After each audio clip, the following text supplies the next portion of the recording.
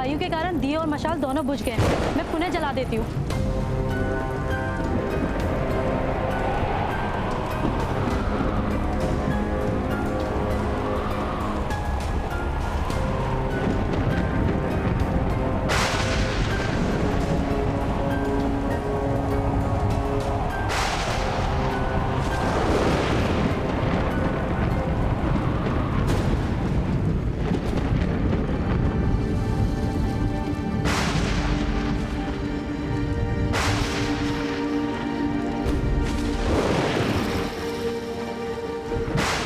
योजना यह है कि जिसने भी उस कुएं के जल में विष डाला है उसे बंदी बनाना होगा।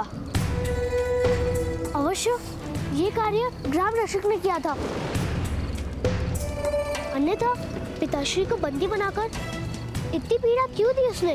राजसभा में कर्ण के कारण उनका अपमान हुआ था। अवश्य उसी का प्रतिशोध ले रहे हैं वो।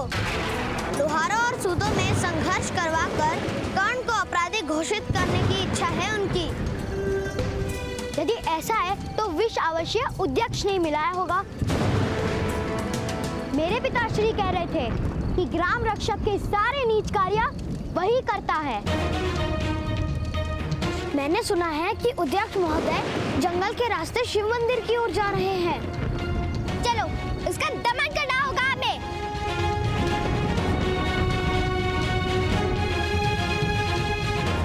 हाँ।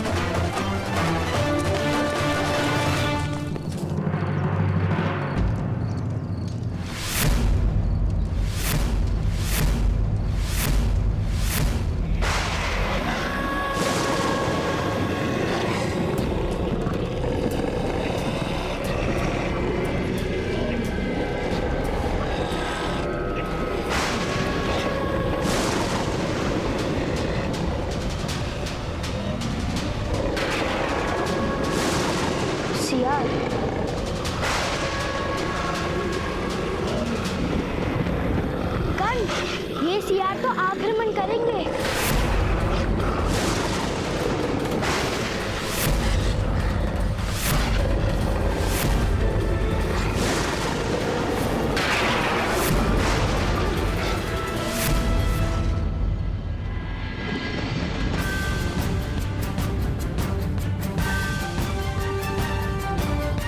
इस आरोप के कारण उनका सम्मान टूटा है।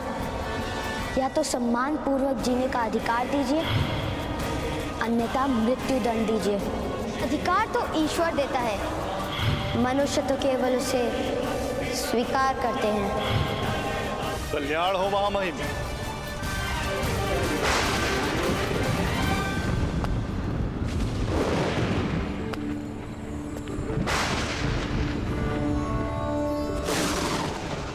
प्राणीपत महामुनि। कल्याण हो। आप किस चिंता में पड़ गए? मनुष्य के जीवन को सरल बनाने के लिए जो व्यवस्थाएं निर्मित की जाती हैं, उनके भंग हो जाने की चिंता,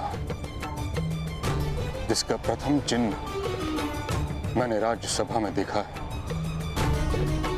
आज एक सूत का बालक भरी सभा में यह कहकर चला गया कि उसके साथ अन्याय हुआ है। अगर ये वास्तव में सत्य है तो ये व्यवस्था अनुचित है, क्षत्रियों का व्यवहार अनुचित है। राजा पर प्रजा का विश्वास उठ जाए, रक्षक पर प्रजा संदेह करने लगे, प्रजा असंतुष्ट हो तो उससे विद्रोह जन्म लेता है। क्या नीच वर्ण के मनुष्य को सम्मान और न्याय का अधिकार नहीं? नहीं महामुनि, ऐसा कदापि नहीं। सम्मान और अधिकार, इन दोनों में किस प्रकार भेद हो सकता है? सभी तो परमात्मा के अंग हैं। किंतु व्यवस्था ऐसी हो गई है कि नीच वर्ण के मनुष्य का दमन और शोषण होता है। किंतु प्रत्येक मनुष्य को शस्त्र उठाने का अधिकार भी तो नहीं दिया जा सकता। अंकुश से अनुशासन रहता है और अनुशासन से न्याय। यथार्थ कह रहे हैं आप, किंतु शस्त्र धारण करने वाला अपनी बुद्धि, विवेक और ज्ञान का त्याग कर रहा है, यह भी तो सत्य है। अर्थात एक उत्तम व्यवस्था शोषण का कारण बनती जा रही है। और एक बात स्मरण रहे महामहिम, सतयुग समय का प्रथम खंड था। तब मनुष्य समाज में गुण अधिक थे, इसलिए वर्ण व्यवस्था मनुष्य के मूल्य और सम्मान का आधार नहीं था।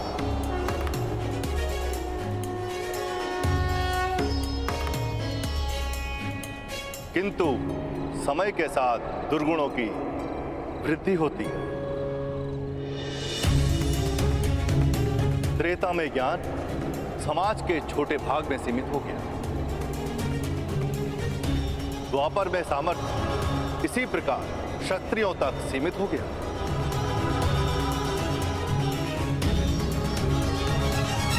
ज्ञान और सामर्थ्य पर सामान्य प्रजा का अधिकार चला गया। इसी कारण से आने वाले कलयुग में यही व्यवस्था दमन और शोषण का कारण बनेगी। और जब दमन होता है तो विद्रोह भी होता ही है। तो फिर आप ही बताइए महामुनि, ऐसी स्थिति में क्या उचित होगा? हम केवल अपने कर्तव्य मार्ग पर चलते हुए ईश्वर के अवतार की प्रतीक्षा कर सकते हैं। व्यवस्थाओं को शुद्ध करने का प्रयत्न भी कीजिए महामहिम। सिंहासन पर धर्म और सामर्थ्य एक हो, ऐसा प्रयत्न कीजिए। यथाशक्ति समाज को सुख देने का प्रयत्न करें। महामुनि प्रणिपात। कल्याण हो। ताक्षरी, भ्राता पांडु के यहां से समाचार आया है। सब कुशल तो है विदुर? संतान का जन्म सदैव कुशल ही होता है महामहिम। पांडु का दूसरा पुत्र जन्म ले चुका है। भीम।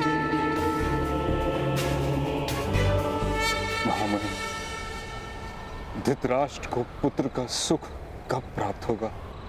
पुत्र का सुख तो शीघ्र ही प्राप्त होगा।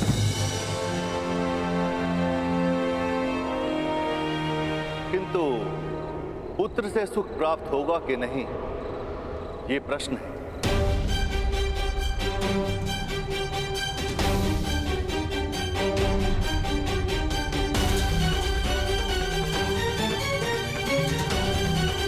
कल्याण हो।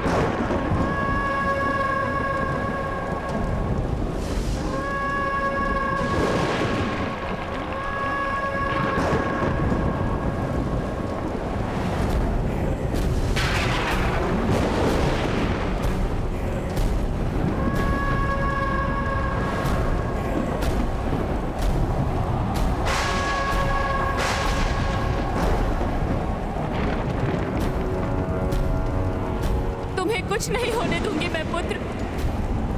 तुम्हारा जन्म होगा।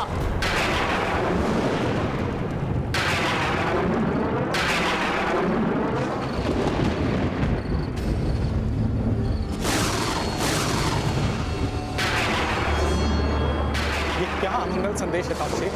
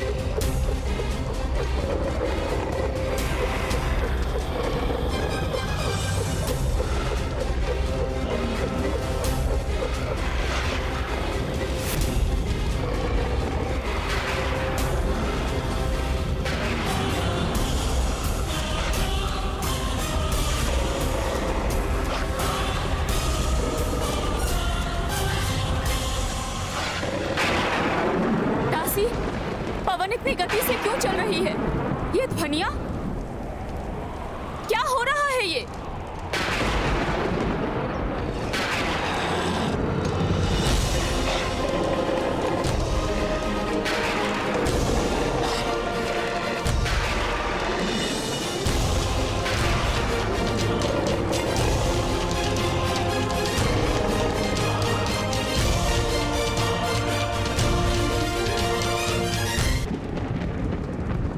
ये क्या हो रहा है ताक्षी? पुत्र का सुख तो शीघ्र ही प्राप्त हो, किंतु पुत्र से सुख प्राप्त होगा कि नहीं, ये प्रश्न है।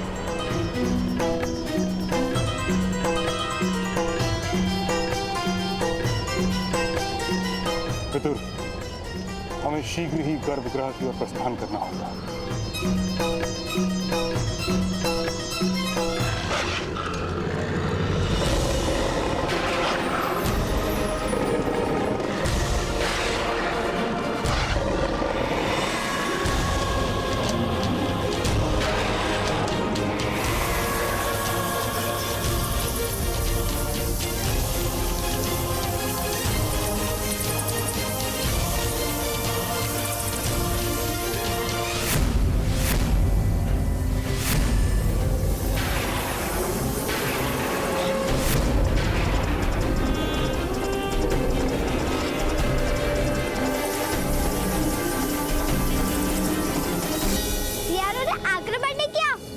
आश्चर्य है।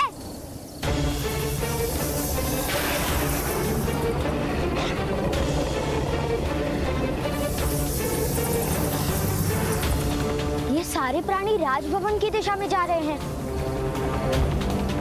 माता कह रही थी कि जब भी कोई अमंगल घटना घटती है तो उसका आभास प्राणियों को सबसे पहले हो जाता है। ऐसी क्या घटना हो सकती है राजभवन में?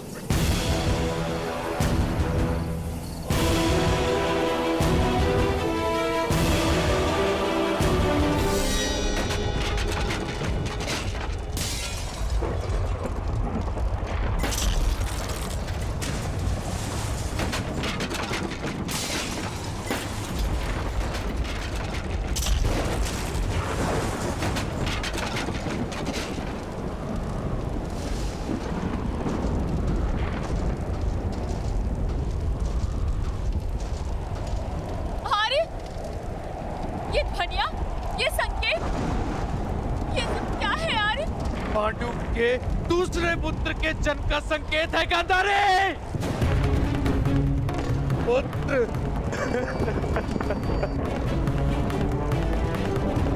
अब भी तुम्हारा जन्म क्यों नहीं हो रहा? शास्त्र कहते हैं जब भी एक महान शत्रु का जन्म होता है उसके साथ ही उसका वध करने वाला वो महान योद्धा भी जन्म लेता है। तुम्हारा शत्रु जन्म ले चुका है पुत्र। पांडु का दूसरा पुत्र भी जन्म ले चुका है। अब तुम्हारे जन्म का समय है वत्स। मेरी सभी आशाएं तुमसे जुड़ी है। जन्म लेकर अपने पिता के अशांत हृदय को शांत करो पुत्र। जन्म लो, जन्म लो पुत्र, जन्म लो पुत्र।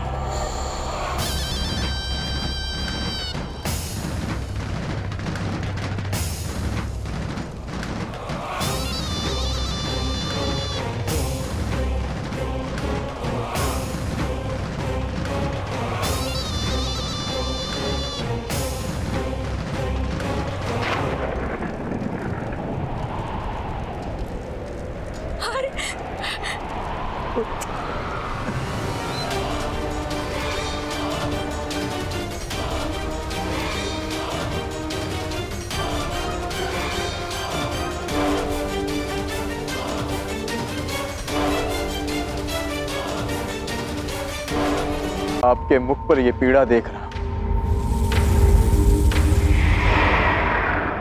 यही तो जीवन है पार्थ। आनंद के साथ पीड़ा, अंधकार के साथ प्रकाश, उत्थान के साथ पतन और निर्माण के साथ विनाश कहीं ना कहीं जुड़ते ही हैं पार्थ। आज हस्तिनापुर में नया आरंभ हुआ है, परंतु मुझे जाना होगा पार्थ, ताकि मैं एक अंत को, एक विनाश को रोकने का प्रयास कर सकूं। तो फिर मुझे भी अपने साथ ले चलिए माधव। महाभारत में आपने मेरा मार्गदर्शन किया था और अब आपके मार्ग पर चलना मेरा अधिकार है।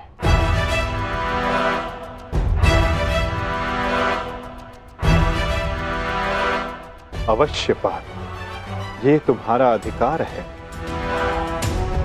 किंतु ये यात्रा केवल मेरी है पार्थ। ये कर्तव्य केवल मेरा है और मुझे इस यात्रा को अकेले ही पूर्ण करना होगा।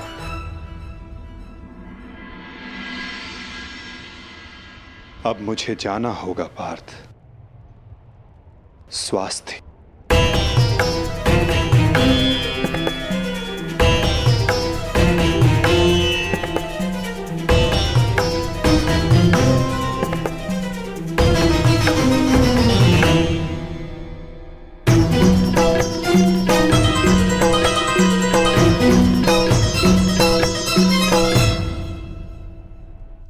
ये क्या कह रहे हो अर्जुन? हाँ ज्येष्ठ, पहली बार मुझे माधव की कोई बात समझ में नहीं आई, परंतु इतना निश्चित है कि कुछ भयावह घटित होने का संकेत दिया उन्होंने मुझे।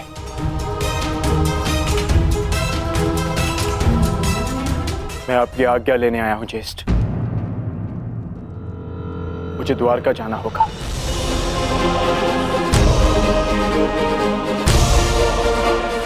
यदि हम माधव के कुछ काम आ सकते हैं, तो इससे अधिक सौभाग्य की बात हमारे लिए और क्या होगी। शीघ्र द्वारका पहुंचो।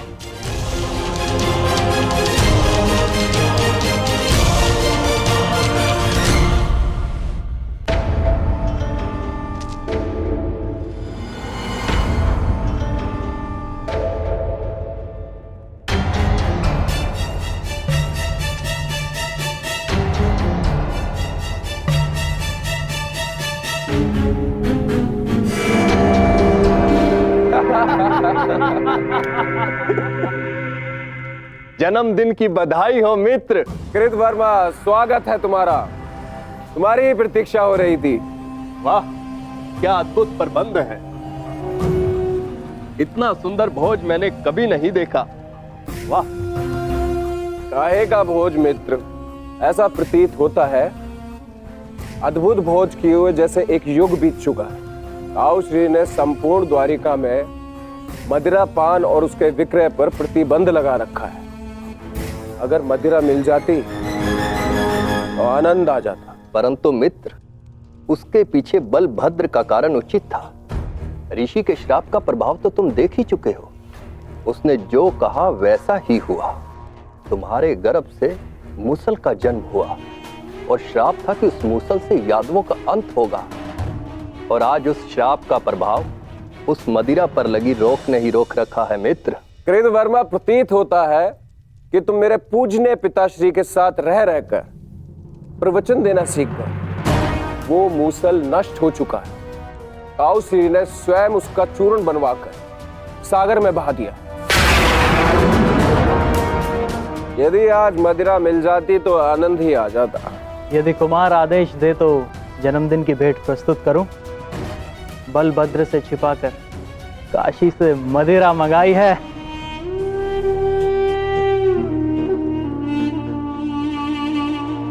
देखा कृतवर्मा, इसको कहते हैं जन्मदिन का उपहार। ये है मेरा सच्चा मित्र। आज मनेगा आनंद उत्सव।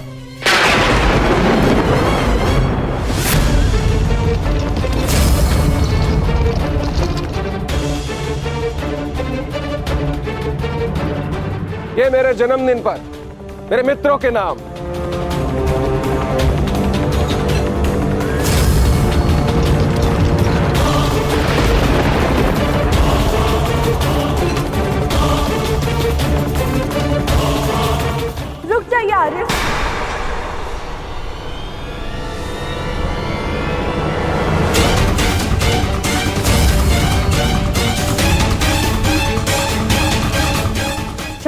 सामने खड़ा हो तो उसे जाने को नमस्कार किया जाता, उसका आलिंगन नहीं किया जाता।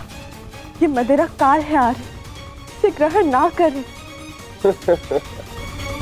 कृतवर्मा, एक बात तो माननी ही पड़ेगी, मेरे पिता श्री वासुदेव महान है। जो उनकी संगति में आता है वो भाषण देना तो सीख ही जाता है।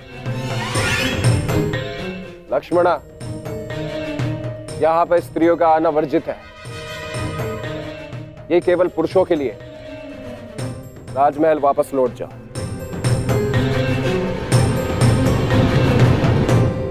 इन पुरुषों में मेरे अर्धांग भी है आर्य, जो स्वयं ही काल के गाल में जाने के लिए प्रस्तुत हो रहे, परंतु मैं ऐसा नहीं होने दे सकती।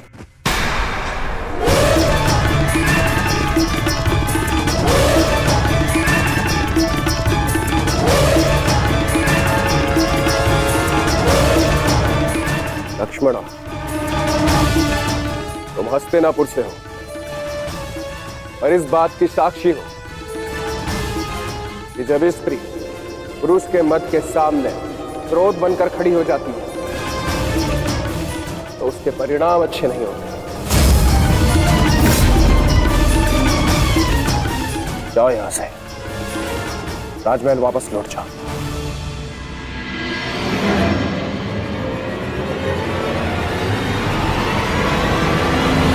मैंने कहा राजमहल वापस जाओ।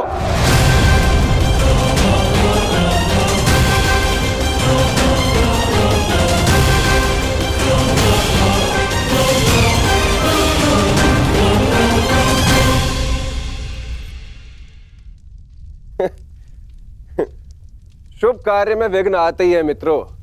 इससे पूर्व कोई दूसरा विघ्न आए, इस दुर्लभ मदिरा को ग्रहण करो।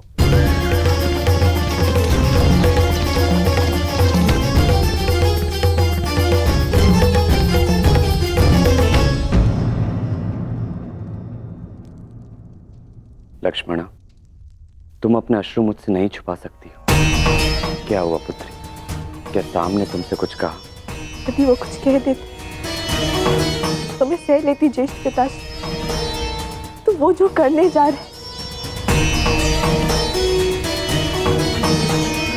वर्षों पूर्व साधु ने जो श्राप दिया था पूर्ण होने जा रहा है पिताजी। यादवों का विनाश रोकिए।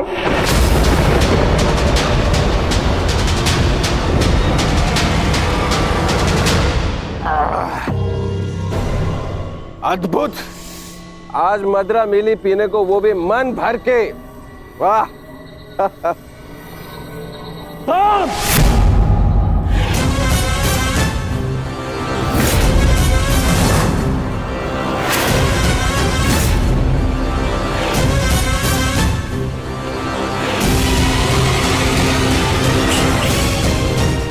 मैंने मद्यपान निषेध किया था। द्वारका के अंदर मदिरा लाने का साहस कैसे किया तुमने साम? तुम युवराज हो, द्वारका के अगले राजा, तुम्हें ये सब शोभा नहीं देता है। और तुम सब साम के मित्र हो ना, तुम्हारा कर्तव्य है यदि युवराज के पद अनुचित मार्ग पर जाए तो उन्हें अनुचित मार्ग पर जाने से रोके, उचित मार्ग दिखाए। और तुम लोग स्वयं उसे अनुचित मार्ग पर जाने दे रहे हो, कैसे? ताऊश्री, जो कहना है मुझसे कहिए। इनसे क्या बात कर रहे हैं जो आपकी आंखों में आंखें नहीं मिला सकते?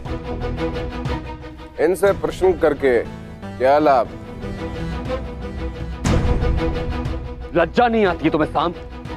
बड़ों की आज्ञा तुमने सदा ही टाली है, अब राज आज्ञा का भी उल्लंघन करने लगे। क्या ताऊश्री, हर बात पे रोक टोक। क्या किया आपने अपने समस्त जीवन में? हाँ? दूध पिया और माखन खाया। ताऊश्री, अरे ताऊश्री, मदिरा तो चख के देखिए, जीवन का वास्तविक आनंद तो इसमें है। आप मदिरा पिएंगे तो आपको भान हो जाएगा कि अपने अनुज के दाव बनने के अतिरिक्त भी इस जीवन में और बहुत कुछ है। बड़े होकर जन्म लिया आपने, मदिरा पीजिए। अपने बड़े होने के पद का और उसकी शक्ति का भी भान हो जाएगा आपको। लीजिए। राम,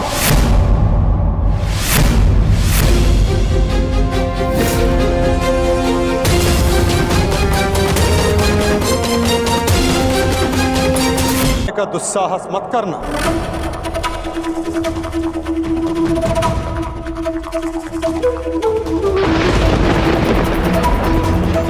परिहास और उपहास में अंतर होता है साम।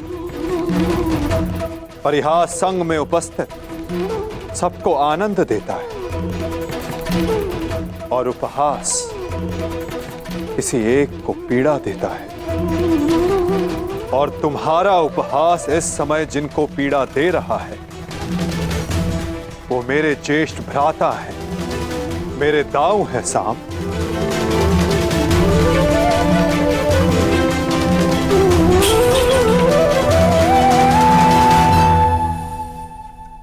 और मैं कौन हूं? हाँ? कौन हूं मैं? पुत्र या कुपुत्र? आपको तो सदैव अभिमन्यु जैसा पुत्र चाहिए था। कभी उसे मामा बनकर सिखाया तो कभी मित्र और सखा बनकर पांडवों को संभाला, परंतु ये भूल गए कि आपका भी एक पुत्र है। स्मरण है आपको? स्मरण है? नहीं, आपको स्मरण है। आपको स्मरण है कि आज आपके पुत्र का जन्मदिन है, परंतु ये भूल गए कि आज के दिन अपने पुत्र से प्रेम से मिलने आना चाहिए, ना कि इस प्रकार कटु मुख बनाकर।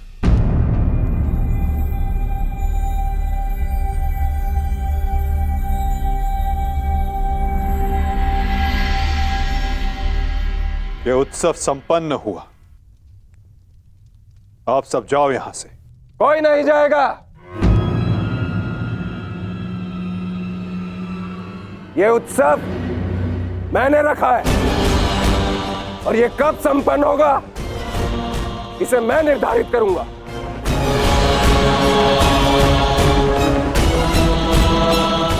तुम इस समय मदिरा के मध में हो साम। ये समय वार्तालाप करने के लिए उचित नहीं है। जाओ, जाकर विश्राम करो। कहीं ऐसा ना हो कि संपन्न होने के स्थान पर इसका समापन हो जाए।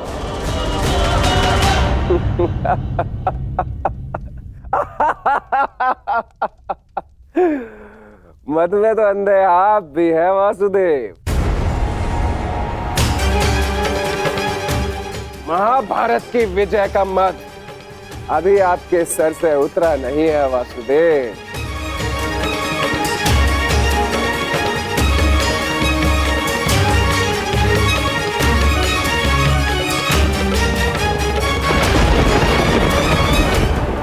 उचित कहा सामने वासुदेव।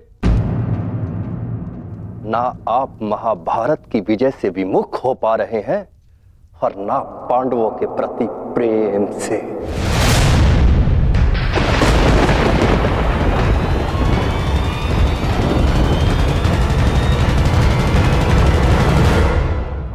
पांडवों से इतना प्रेम था आपको कि अपने ही यादव कुल का ध्वंस कर बैठे।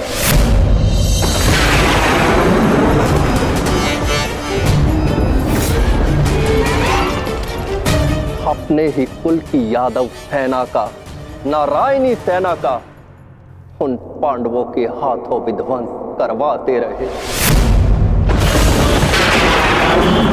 और उस अर्जुन को गीता का ज्ञान दिया और भोले भाले यादवों के रक्त से कुरुक्षेत्र को नहलाते रहे और बताते रहे उस अर्जुन को कहां कौन सा अस्त्र चलाना है। क्यों वासुदेव? क्यों? अपने सखा के लिए, अर्जुन के लिए। क्यों इतना प्रिय है वो आपको? क्यों?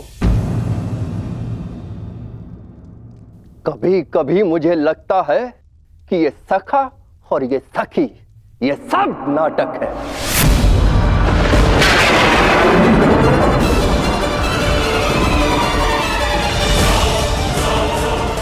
प्रतीत होता है जैसे पंचाली के छठे पति आप स्वयं हैं।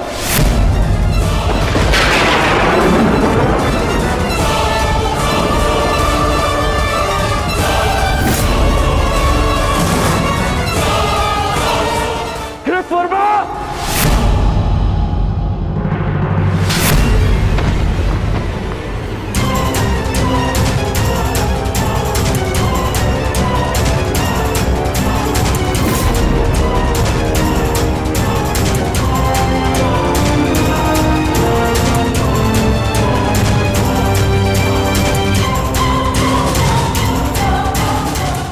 ध्यान रहे, महाभारत इसलिए हुई थी कि एक निर्दोष स्त्री पर लांछन लगाया गया था। यदि कान्हा के चरित्र के विषय में किसी ने भी अपशब्द कहा तो इसी क्षण और एक महाभारत का आह्वान कर बैठूंगा मैं।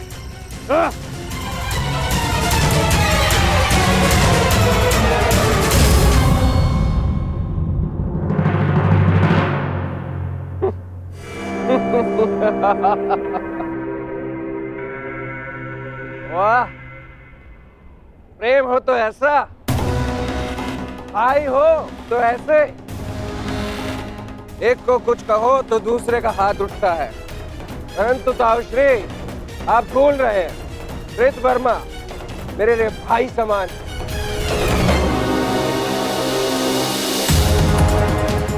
एक तो आप मेरे जन्मदिन पर बिना आमंत्रण के यहाँ पहुंचे, और दूसरा मेरे मित्र पर आपने हाथ उठाया।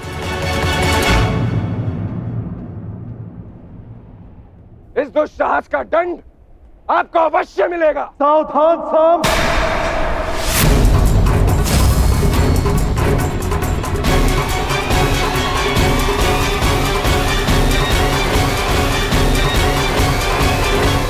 जैसे पंचाली के छठे पति आप स्वयं हैं।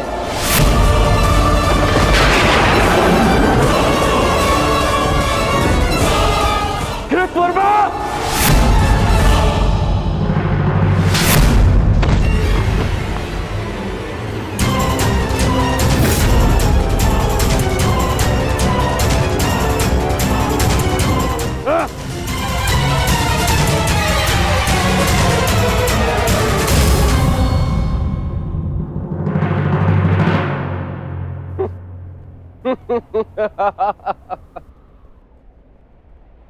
एक तो आप मेरे जन्मदिन पर बिना आमंत्रण के यहाँ पहुंचे, और दूसरा मेरे मित्र पर आपने हाथ उठाए।